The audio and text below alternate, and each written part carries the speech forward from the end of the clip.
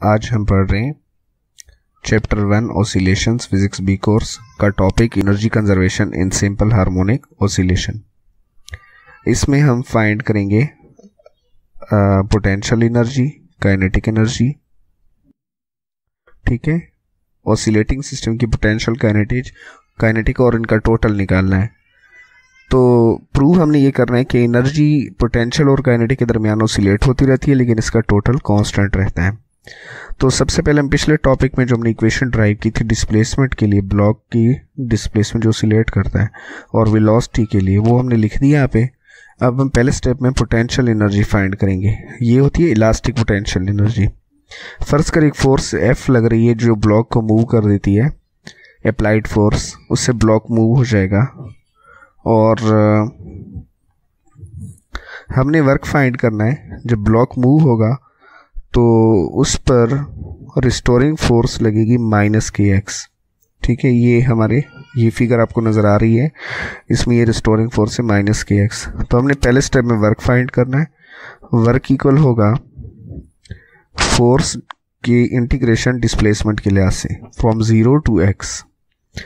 अब हम फोर्स की जगह, क्योंकि हमने पोटेंशियल एनर्जी निकालनी है, पोटेंशियल एनर्जी इक्वल होती है नेगेटिव वर्क डन, तो माइनस आ जाएगा। फिर हमने F की जगह -kx रिस्टोरिंग फोर्स की वैल्यू फाइंड करनी, क्योंकि हमने work done by restoring force find करना है। यहाँ प्लस हो जाएगा और इसकी इंटीग्रेशन आ जाएगी x²/2 और लिमिट फुट करेंगे तो इसका आंसर आ जाएगा 1/2kx²। ये जो इक्वेशन हमारे पास आई है, ये है इलास्टिक पोटेंशियल एनर्जी। अगर हम इसमें x की वैल्यू पुट कर दें तो ये इक्वेशन हो जाएगी 1/2kxm² cos² ωt + phi। हमने इसमें x की वैल्यू पुट की है इस इक्वेशन 1 से, इसमें हमने x की वैल्यू पुट की तो ये जवाब आ गया। अब हम मीन पोजीशन पर फाइंड करेंगे पोटेंशियल एनर्जी। मीन पोजीशन पर x 0 होता है, तो आपने ये x 0 इस इक्वेशन में पुट कर देना है, तो इसका आंसर आ जाएगा u = 0। तो मतलब मीन पोजीशन पर पोटेंशियल एनर्जी 0 होगी।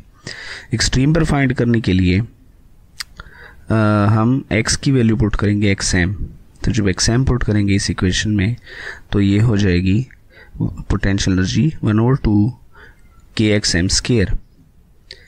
और इसके साथ cos क्यों नहीं आया, क्योंकि cos की मैक्सिमम वैल्यू 1 होगी ±1, तो वो जब पुट करेंगे तो ये उस एंगल से भी, अब इस इक्वेशन से भी आप समझ सकते हैं और वहाँ से भी आप समझ सकते हैं कि पोटेंशियल एनर्जी की वैल्यू मैक्सिमम जो है वो 1/2kxm² आएगी, और ये एक्सट्रीम पोजीशन पर होगी, सेंटर वाले पॉइंट पर 0 के बराबर होगी।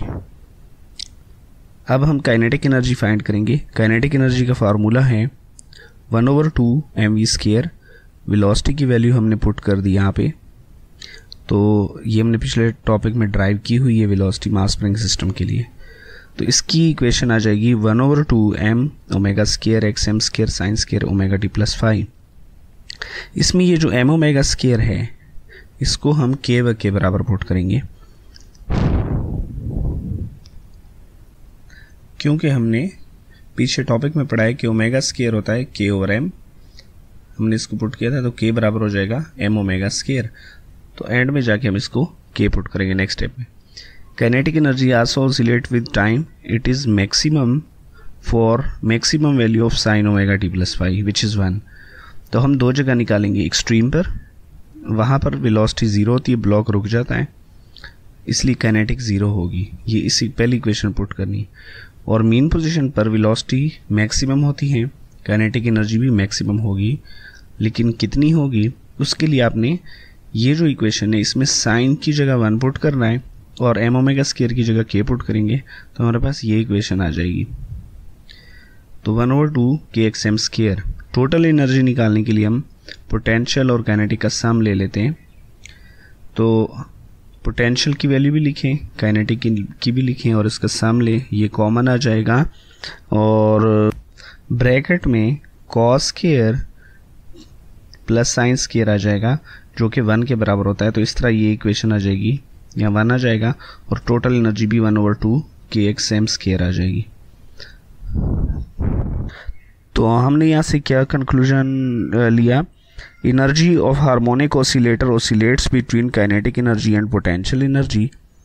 At mean position, the energy is wholly kinetic and potential energy is 0. At extreme position, energy is wholly potential energy and kinetic energy 0. यानी एक्सट्रीम पर काइनेटिक एनर्जी 0, पोटेंशियल मैक्सिमम, और मीन पर kinetic maximum, potential energy 0.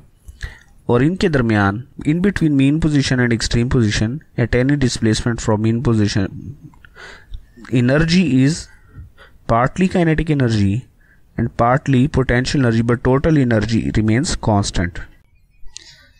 आइए अब हम इसको graph से समझने की कोशिश करते हैं. इसमें हमने 3 चीज़ें प्लॉट करनी है, काइनेटिक एनर्जी, पोटेंशियल एनर्जी और टोटल एनर्जी. ये भी एक्सट्रीम पोजीशन है, ये एक्सट्रीम पोजीशन है. इन पर वेलोसिटी 0 होगी दोनों जगह पर, इसलिए काइनेटिक एनर्जी की वैल्यू आ जाएगी 0.